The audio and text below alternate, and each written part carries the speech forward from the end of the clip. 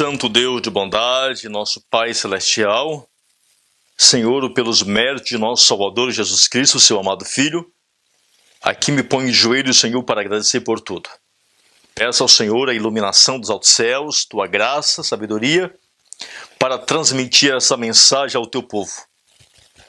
Abençoe-me, Senhor, abençoe tua igreja, teu povo adventista do sétimo dia, para que essa mensagem alcance teu povo, para que possa ser despertados, fiéis e sinceros, para receber, assim, Senhor Deus, as bênçãos celestiais. Em nome de Jesus, Senhor Deus, nós o agradecemos por tudo. Amém. Paz e graça do nosso Deus seja com os prezados irmãos em Cristo Jesus. Louvado e glorificado é o nome do nosso Pai Celestial, por nos dar a graça de transmitirmos essa palavra tão maravilhosa, a palavra que é para despertar o verdadeiro povo de Deus. Prezados irmãos, iremos dar continuidade à palestra ou estudo bíblico que tem por título A Inevitável Consequência da Promoção da Apostasia do Silêncio. A apostasia do silêncio introduzida em nosso meio. É o material do pastor Colin Stent. Nós iremos continuar na leitura e agora o pastor Colin Stent, ele conta-nos um pouco sobre a apostasia da igreja judaica nos dias de Cristo, o que aconteceu com o povo daquela época. E ele agora vem trazendo para os nossos dias e nos mostrando que está se repetindo em o Adventista do sétimo dia, o Israel moderno de Deus. Todas as apostasias que estavam acontecendo naqueles dias, hoje está se repetindo entre nós, Adventistas do sétimo dia. E iremos continuar a leitura e ele diz: vamos examinar os mais destacados fatos do tratamento de Cristo durante seu ministério. Enquanto ele defendia a pura fé de Deus contra a arraigada apostasia promovida pela organização da igreja judaica, este exame é fundamental para nossa compreensão do porquê os líderes da igreja adventista do sétimo dia, ao desdenharem as fiéis mensagens dadas por homens e mulheres chamados para divertir em amor contra a terrível apostasia em nosso meio, e convocar o povo de Deus para que retornem à verdade e à justiça, os privam dos púlpitos, excluem-nos da comunhão, difamam seu caráter e rejeitam suas mensagens. É interessante o que está escrito aqui. Aqui ele vem mostrando como a história da nação judaica tem se repetido hoje em nosso meio. Ele vem nos dizendo como os falsos líderes ímpios, têm promovido difamação aos fiéis pregadores, têm os excluídos da igreja, excluído da comunhão, privando-os de pregar a verdade para os seus queridos irmãos dentro da igreja. A história está se repetindo, só não enxerga os cegos, somente os cegos. Cegos é todo aquele que não tem os olhos ungidos pela Bíblia e o Espírito de profecia. São cegos. Ele cita São João capítulo 15, versos de 20 a 21, ele diz: lembrai-vos da palavra que eu vos disse. Não é o servo maior do que o seu senhor. Se me perseguiram a mim, também perseguirão a vós outros. Se guardaram a minha palavra, também guardarão a vossa. Tudo isto, porém, vos farão por causa do meu nome, porquanto não conhece aquele que me enviou. Não se houvessem sacerdotes e rabins, os pastores e teólogos, interposto, e seus ensinos teriam operado uma reforma tal como nunca foi testemunhada pelo mundo. Ele cita o Desejado de Todas as Nações, página 136. Ele nos diz aqui, através do Desejado, se não fossem os líderes daqueles dias, Jesus Cristo teria operado uma reforma na igreja judaica, como nunca aconteceu. Mas os líderes daqueles dias, eles se colocaram entre o povo e a verdade, entre o povo e Jesus Cristo. Eles se tornaram uma imensa barreira, obstruindo a verdade de alcançar o povo. Ele diz: foram os pastores e teólogos judeus que Satanás usou com sucesso para impedir a maior reforma jamais ocorrida até aquele tempo.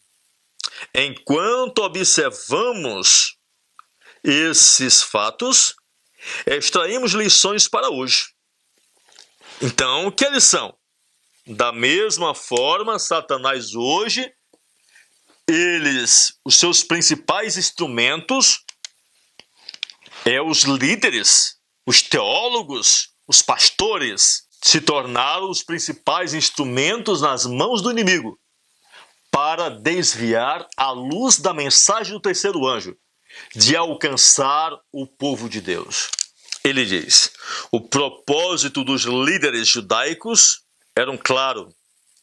A fim de conservar o poder, no entanto, determinaram esses guias derribar a influência de Jesus. Sua citação perante o Sinédrio e uma aberta condenação de seus ensinos contribuíram para a efetuação desses desígnios, pois o povo nutria ainda grande reverência por seus guias religiosos. Quem quer que ousasse condenar as exigências dos rabinos ou tentasse aliviar os fardos postos por eles sobre o povo, era considerado culpado, não somente de blasfêmia, mas de traição. Nisso baseava os rabins sua esperança de despertar suspeita contra Cristo. E ele continua a leitura. Vemos aqui 5 destacadas características dentro da Igreja de Deus durante a era do primeiro advento. O pastor Cole, ele vai agora citar 5 itens, 5 características, certo? Que ocorreu dentro da Igreja de Deus no seu primeiro advento. Primeiro, ele cita: havia determinação por parte dos líderes de manter o poder e a posição, em vez de apoiar Cristo e sua fé pura. A manutenção desse suposto prestígio ocupava amplamente sua atenção, muito mais do que a palavra de Deus e seu poder. Então os líderes, eles estavam a qualquer preço buscando o poderio, tentando manter o seu poderio. Segundo item, eles desejavam demolir a influência de Cristo sobre o povo, pois ela reduzia seu poder. A influência de Cristo iria reduzir o poder, o poderio dos líderes judaicos. Então, eles agora estavam tentando demolir a influência de Jesus, caluniando, difamando a Jesus Cristo, perseguindo a Jesus. Terceiro, eles tiravam proveito de fato de que os leigos reverenciavam cegamente os falsos líderes. Então, os leigos eram ignorantes, não tinham conhecimento da verdade E eles agora tiravam proveito deste fato, da ignorância dos leigos, porque eles não conheciam a verdade. É o que hoje nós estamos vendo dentro de nossa igreja. Os membros não têm conhecimento de nada, não sabem nada. A maioria nem mesmo lê uma lição de escola sabatina. E o que é trago para dentro das igrejas é tido como verdade. Por quê?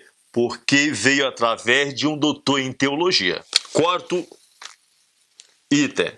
Eles ensinavam que se opor aos teólogos, rabinos, e aos pastores da igreja, sacerdotes, a despeito de quão corruptos fossem seus ensinos, era o equivalente a blasfemar contra Deus. É incrível, né? Por mais corrupto que fossem esses pastores, por mais ímpios que fossem eles haviam colocado na mente da membraiada que eles eram ungidos do Senhor e que era uma blasfêmia alguém ir contra o ungido do Senhor.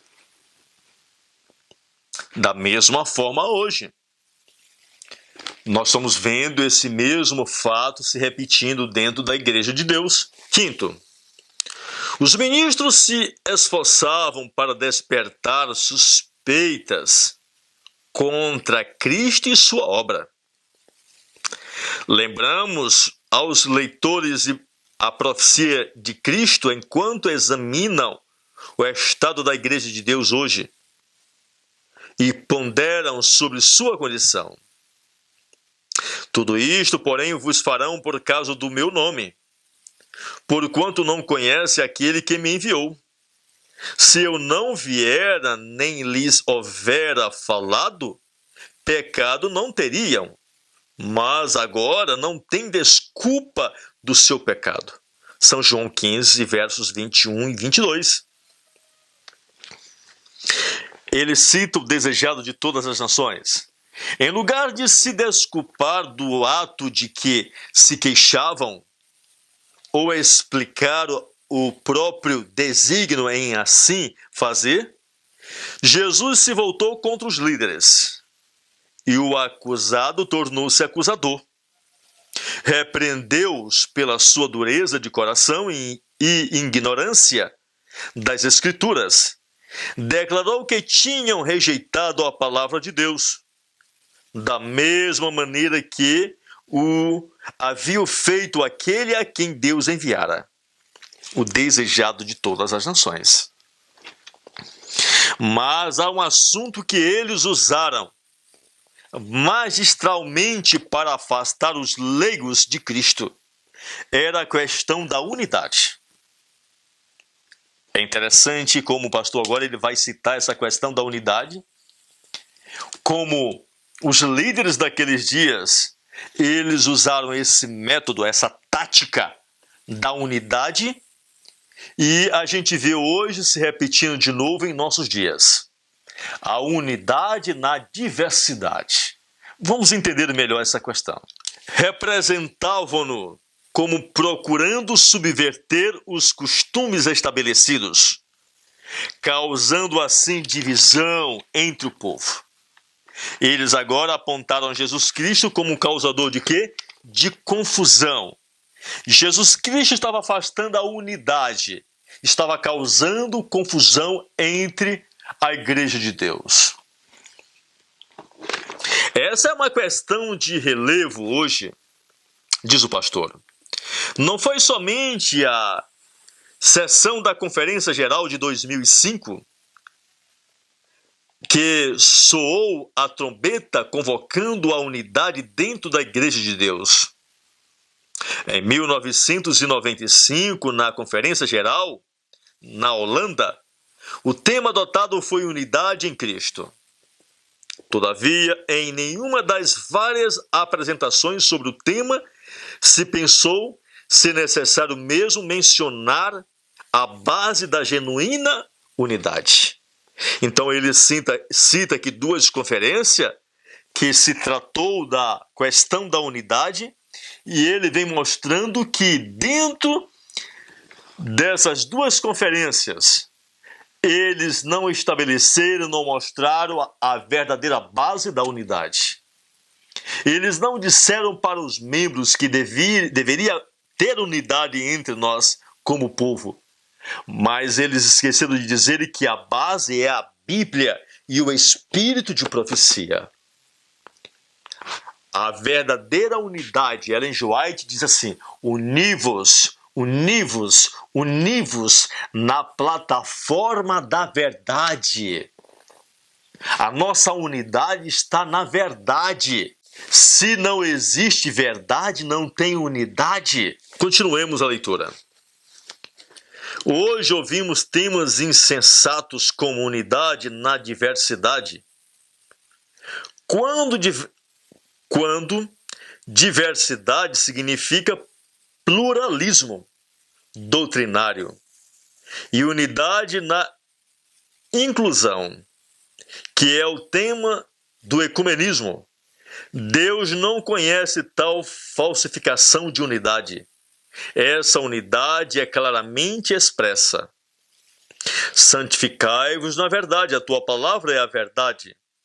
Assim como tu me enviaste ao mundo, também eu os enviarei ao mundo. E em favor dele eu me santifico a mim mesmo, para que eles também sejam santificados na verdade. Não rogo somente por estes, mas também por aqueles que vieram a crer em mim, por intermédio da sua palavra, a fim de que todos sejam um. E como és tu, ó Pai, em mim, e eu em ti, também sejam eles em nós, para que o mundo creia que tu me enviaste. Então, aqui está o engano do diabo, tentando nos trazer uma unidade à parte da palavra de Deus. Uma unidade na diversidade de doutrinas. É o que está acontecendo hoje em nossa igreja. É o mesmo tipo de unidade que a Igreja Católica está pregando através do ecumenismo. É o mesmo tipo de unidade que as igrejas caídas estão promovendo. Uma unidade em doutrinas, uma unidade na diversidade de igrejas, uma unidade entre as demais igrejas caídas, uma unidade no erro. E a nossa verdadeira unidade é na palavra de Deus. Não esqueçamos, irmãos, se não houver Bíblia e espírito de profecia, não há unidade. Aqui está a verdadeira base de toda e verdadeira unidade entre o povo de Deus. Fora disso, irmão, é apostasia. A união é o resultado certo da perfeição cristã. Santificação, página 94, diz aqui: a união é o resultado certo da perfeição cristã. Quando o verdadeiro povo de Deus buscarem a santidade, buscarem a perfeição de caráter, então eles estarão se unindo de uma forma espontânea, de uma forma natural, porque cada um estará buscando vencer os seus pecados, cada um estará buscando vencer seus maus costumes. Então a unidade começará a aparecer. Isso começará a aparecer. Certo? Mas se não existe santidade, se não existe perfeição de caráter, não haverá união. Não haverá união.